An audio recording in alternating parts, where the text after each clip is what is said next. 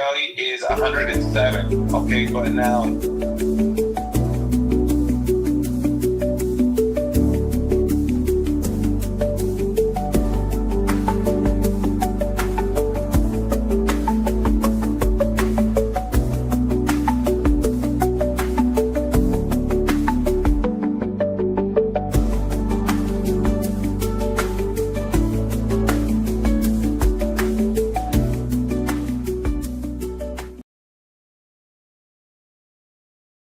in cash value, right? So now I mean. All right, hang on. I'm live, so let me call you back when I get done. Gotcha. Yeah. All right, Ruben, take care. Bye. All right, everybody. He caught me in the middle of my price. Again, fulfilled in. All right. So this is our podcast for today. We got a few things to talk about. All right. I use Marbleism for my marketing, and they have great graphics, great content. I give them the concept, and then they spit out, all right, what I need, right? And so I basically been teaching AI about financial strategies, how taxes affect your money, the law of compound interest, and it takes it and puts it all together, and it comes up with the content. Well, so they had a great blog post pertaining to the cash value life insurance strategies, and the term is often called an Awash loan. Okay, so I get an accountant that gets on my social media, my LinkedIn, and it's like, it's not really a wash. That the arbitrage, in these policies isn't going to keep. And I'm like, okay, he's thinking that the loan rates in life insurance policies are similar to the loan rates on a living trust. Okay, so he's an accountant, right? So these things he has to consider. So if you set up a living trust and you have life insurance, and you make the living trust the beneficiary, so you can have the trust dictate to your heirs what you want. Like that you want them to finish college, or you want them to get married and have kids or whatever, then they get this money, right? And people have done that. But when you do that, the funds that come out of that trust, as long as it stays in the trust, you're good. Okay, so if they buy real estate and they put it in the trust, all right, you're not going to be taxed on the money, right? Well, but when you take that money out of the trust, they're going to pay income tax on that money.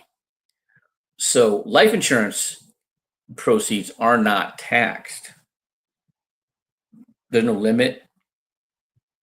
The death benefit is not taxable, okay, unless you run it through a trust. Okay, so then when you do that, you can borrow money from the trust and not pay tax on the money, right? But you got to pay the interest. Okay, and the interest is going to be dictated by the 10-year treasury. Okay, just like mortgage interests are, right?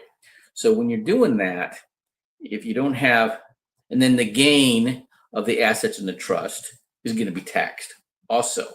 Okay, so this is what he's thinking. Okay, it is not like that with life insurance.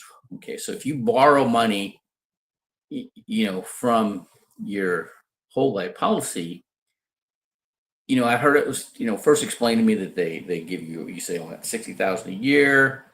So that if they're going to take the insurance company will pull $5,000 a month out of your policy, and they'll give you a credit of 5%.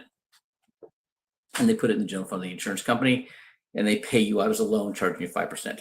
Doesn't work like that. Okay. They pledge that money. So I used to have a lender when I was in the mortgage business World Savings.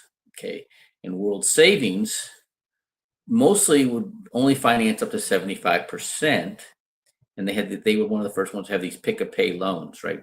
So you had a negam, like a 1% option, and then you had interest only, and then you had fully amortized payment. So you could, if you had a slow month, you're an HVAC technician in the wintertime, things are slow and you got a slow month, you just pay that 1%. Okay. And then, things start getting better. You can pay the interest only, but then when you get, you're making, summertime and you're making money hand over fist. Now you pay the fully amortized, right? And you could probably pay back, overpay enough to cover the interest that accrued or that you got charged on the negam once you paid negam, those kind of things, right?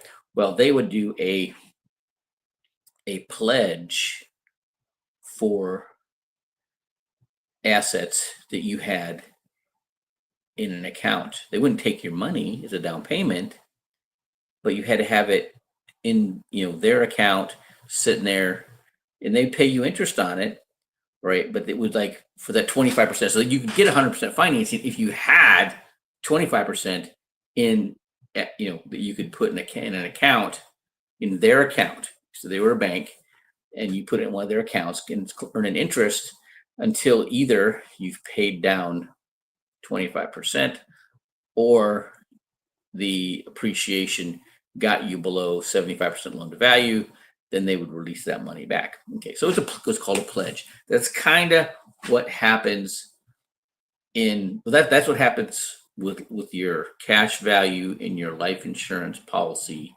is being pledged for the money that you get from the insurance company, and it's like double collateralized. Okay, it's the death benefit pays back the loan if you don't pay it all back before you die. Okay, so that's why it's such a great deal, right? Because they know they're going to get paid. All right, so that's one of the things we wanted to talk about. Now, this is something that I think is exciting to me. So there's on my website, you're gonna see built to exit. Okay, so there's a banner there, and this is a guy, Jason Cisneros. So he's a business consultant. Now his sweet spot is somebody who's making around $750,000 a year, but with their business, their gross, not their paycheck, but their gross revenue into the business. Okay, and then he has capital investors that are looking for companies like this, okay, to invest in, and then their revenues pop, significantly once they get this influx of cash to do the things they want to do, the marketing or getting hiring more people to do more work to bring in more money, those kind of things, right? Well, for people that aren't making $750,000 a year, he can't do much for them, right? And so we were always talking, he's like, okay, what I do, once somebody's made like $300,000 a year, I would refer them to you. I'm like, yeah, let's go. Right. It never happened. Okay. But I referred this business owner to him. And at this time, the guy was making like between 1.3, 1.4 million a year. And then his income popped with the Trump tariffs. So this company that he was getting a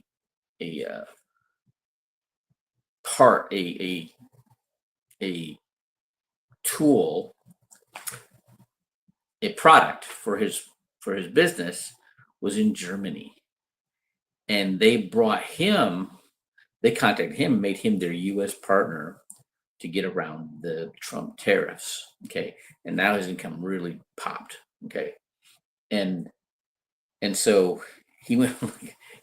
$58,000 a year in 2022 to $2.5 million this year. Okay. And so that's like, so I'm like, okay, well, we can help you with your taxes. Okay. So he has a high enough income that he can max fund his qualified plans, his 401k for $77,000 a year. And then between the cash balance strategy and the profit sharing, he can put away up to $460,000 a year tax deferred.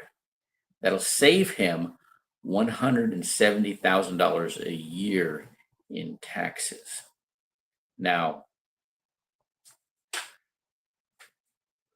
at age 73, when he's going to have to take the IRS to make him take the mandatory distributions from the qualified plans, the revenue is going to be between $350,000 and $415,000 a year, but he's going to have to pay income tax. So he'll pay between $110,000 and $150,000 a year in taxes on those distributions.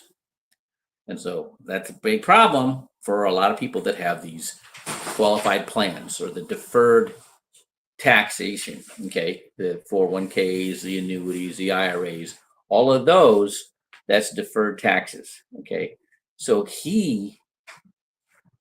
there's a strategy. So he already has a IUL that I set him up with. If he max funds that, and he's not max funding it right now. He needs to kind of double what he's putting into that. But if he did, then he would get $77,000 annually tax advantage from that policy. So now he's shy about $53,000 a year. Okay, so now he has this business of debt of, he took almost $1 million, paying it off in 2 years. So he's got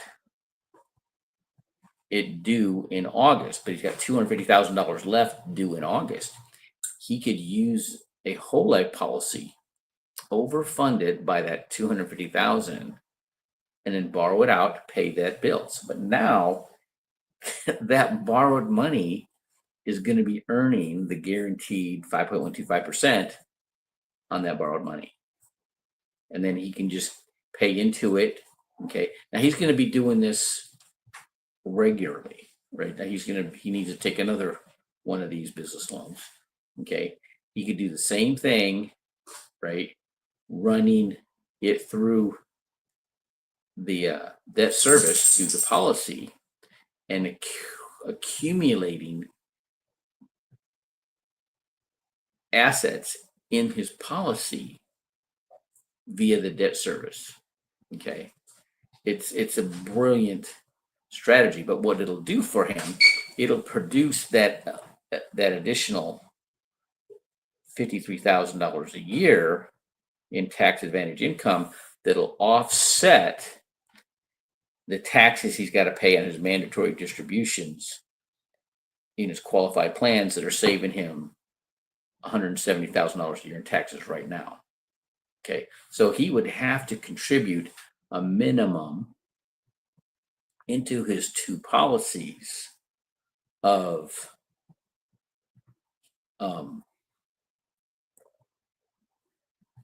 about $60,000 a year, right?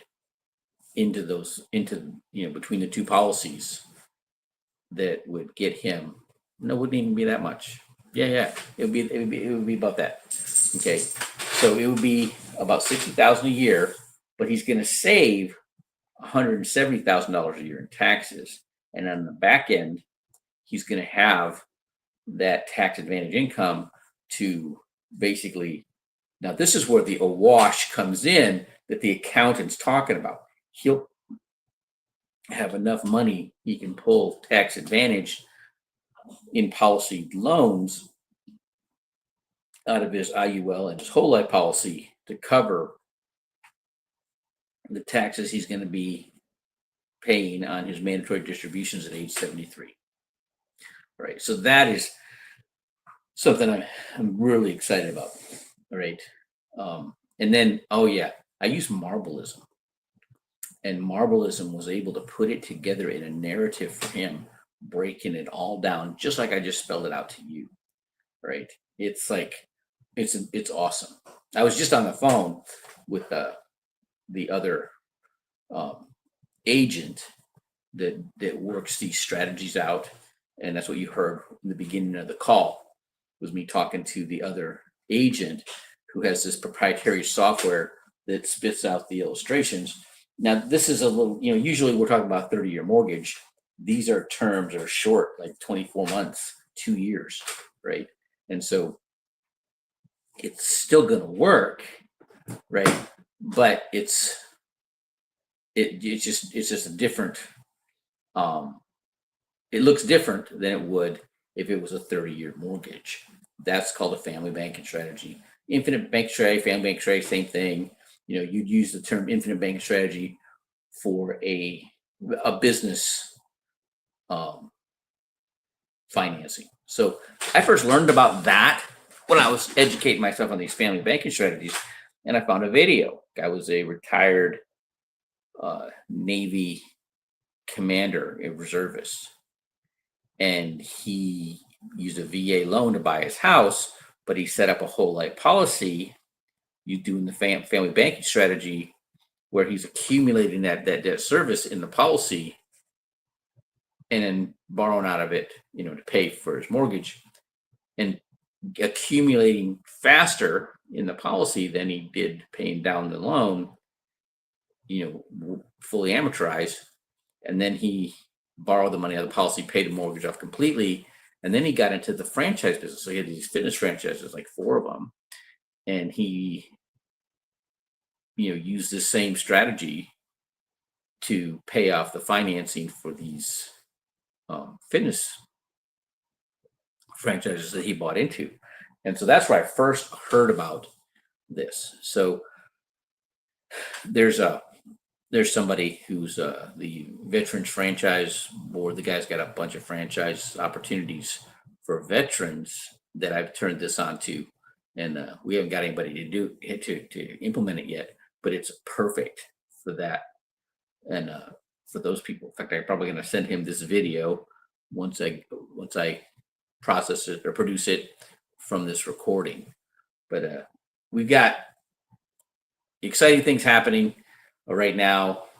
With the market doing what it's doing, being crazy and volatile, these index universal life policies are very exciting. Now, I was getting frustrated because I'm like trying to show, I was getting people that were securities licensed that were poo-pooing the index universal life policies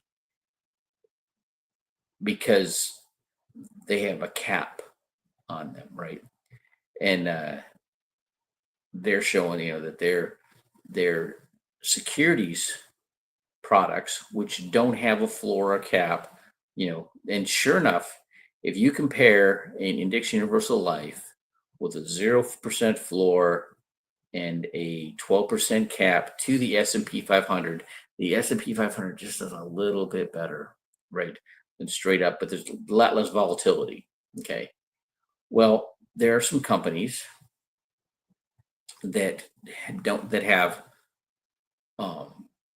index universal life policies where you can actually select an asset in the policy that has no cap, and then they outperform the S&P 500.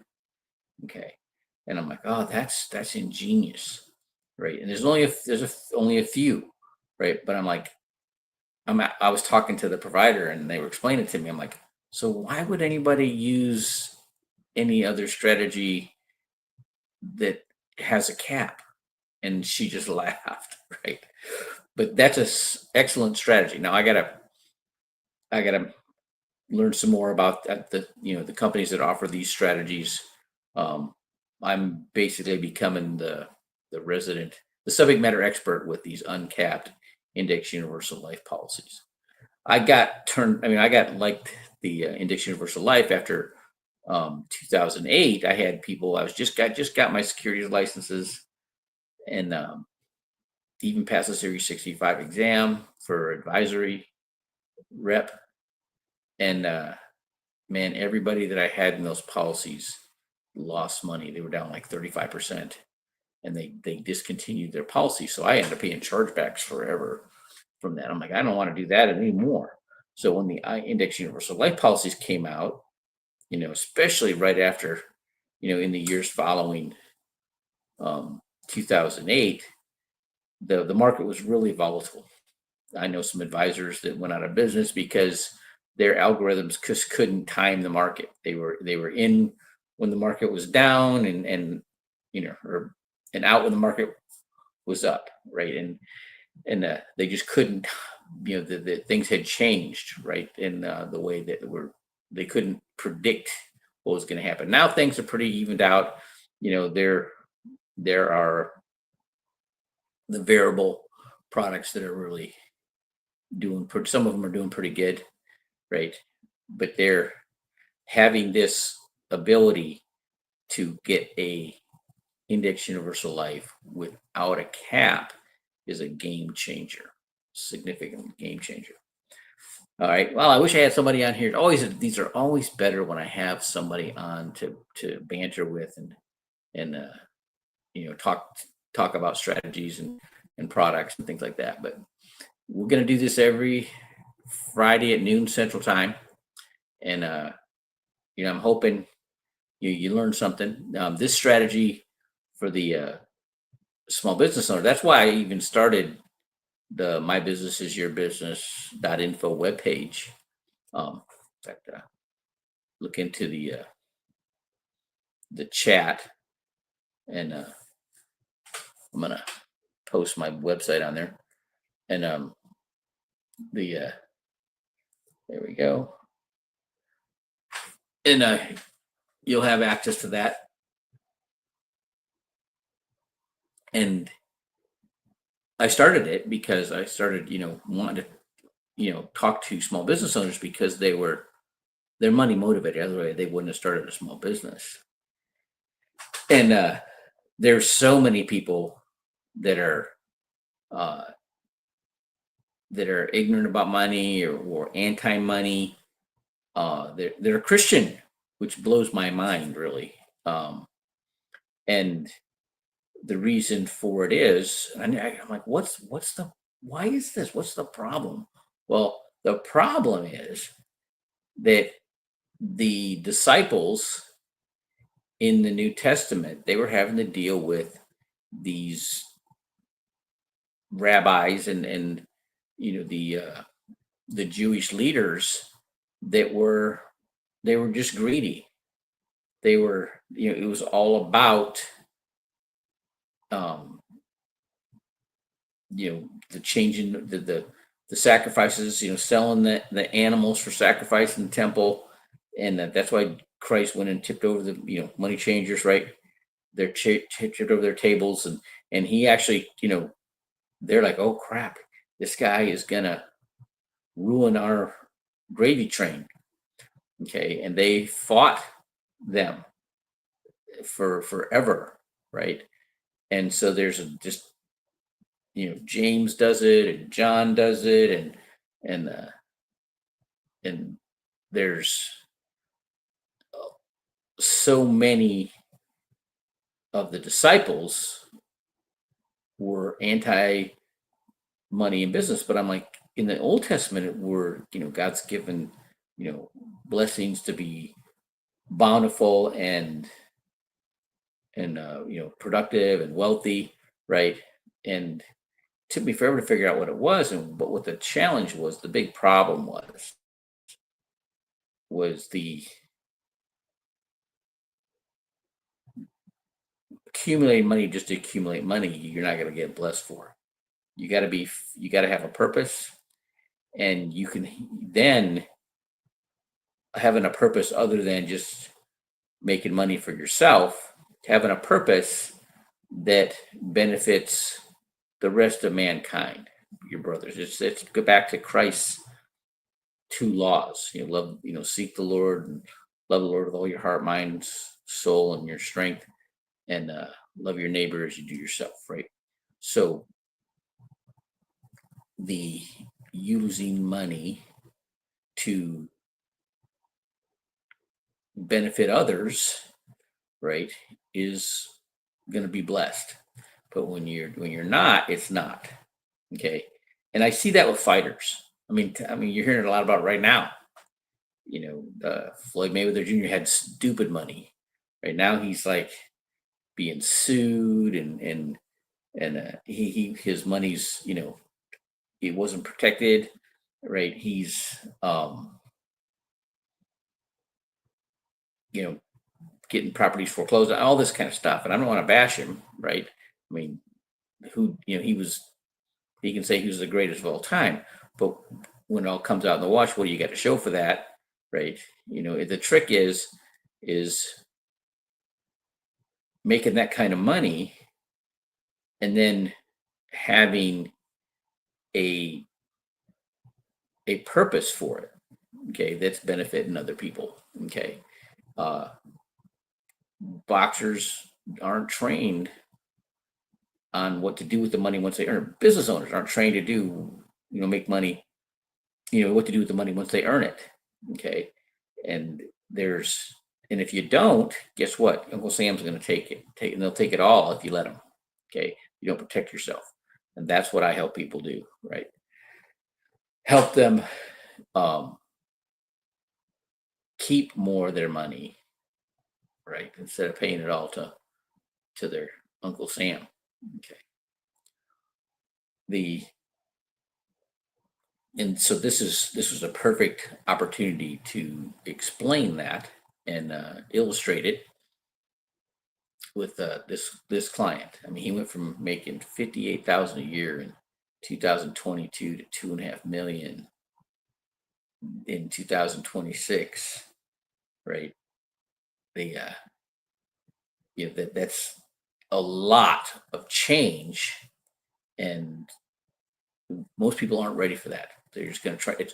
They don't adjust quickly, and they get taken advantage of when they don't make the right adjustments. The government's going to take most of it. They'll take a lot of it, right? And then if you don't pay, then they get you forever. Look at Willie Nelson. I mean, there's a bunch of people. A lot of professional athletes have had serious issues, made stupid money, and didn't know how to manage it, and ended up losing it all. And there's so many. I got tons of sparring partners. Like only like a couple of them ended up keeping their money and having financial success after boxing. Only a couple of them. Okay. And so I've seen professional athletes that are managers at Vaughn's in San Diego. Used to play professional football, right? And now they're the Vaughn's manager, right? All right. Well, I wish I would have had somebody on here, but we'll continue to do this, and hopefully you're going to learn something. Marbleism or StreamYard does a great job. They're going to break this up into little sound bites that I'll be putting out there, and they seem to find the good ones, right? So, all right, we got about a minute left, and then I got to get back to work. All right, and unless somebody pops on real fast, but we're gonna call it a here in about 45 seconds. I do a walk and talk video talking about the Bible. I mean, I've got 2 more chapters of Revelations to go through, and that's where I connected Hammurabi's code, right? And it actually made me think about the UCMJ when I was in the military. It used to really frustrate me because people would do just enough not to break the get written up for violating the UCMJ, but they wouldn't do anything more. They wouldn't take initiative. They wouldn't do what they need to do because it needed to be done, even if somebody didn't tell them. Like, that's not my job. I used to hate that. I could never say that in the SEAL team. So that's not my job. All right. Have a great day.